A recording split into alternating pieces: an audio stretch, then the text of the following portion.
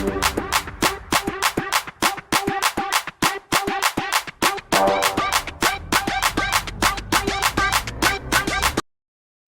நம்ம சாம்பார் செய்ய போகிறோம்.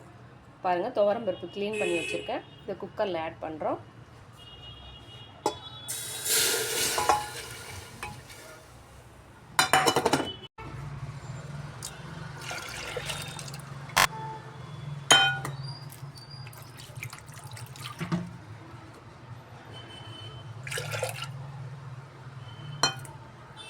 தக்காளி 2, ஒரு 4 பல்லு பூண்டு இதையும் ஆட் பண்ணுறோம். சொரக்காய், பாதி சொரக்காய் கட் பண்ணி வச்சுருக்கேன், இதையும் ஆட் பண்ணுறோம். தேவையான தண்ணி ஆட் பண்ணுறோம். கொஞ்சம் தேவையான சால்ட், சாம்பார் பொடி 1 டீஸ்பூன், மஞ்சத்தூள் 1/4 டீஸ்பூன். அவ்வளோதாங்க. குக்கர் க்ளோஸ் பண்ணுறோம். இதை 4-5 விசில் வைக்க போகிறோம். அடுத்ததாக இட்லி பேட்டர் ரெடி பண்ணுறோம். இங்கே பாருங்கள், 1 போல் தயிர் எடுத்திருக்கேன், ஆட் பண்ணியிருக்கேன். அதே போல் அளவு ரவை ஆட் பண்ணுறேன். ஈனோ பேக்கெட் ஒரு 1/2. இதில் தண்ணி ஆட் பண்ணுறோம்.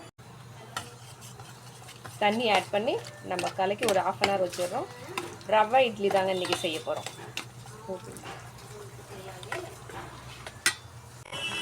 பாருங்க, செமையாக சூப்பராக ரெடி ஆயிடுச்சு நம்ம சுரக்காய் சாம்பார். இப்போ தாளிப்பு ரெடி பண்ண போகிறோம்.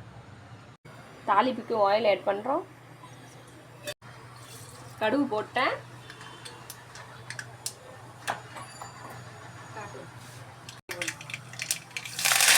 ½ டீஸ்பூன் ரெட் சில்லி பவுடர்.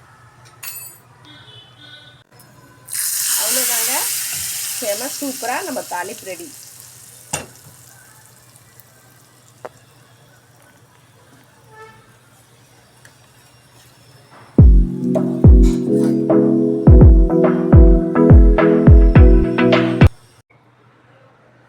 இங்கே பாருங்க, இட்லி ரவை இட்லி நம்மளுக்கு ரெடி ஆயிடுச்சு. செமையாக சூப்பராக.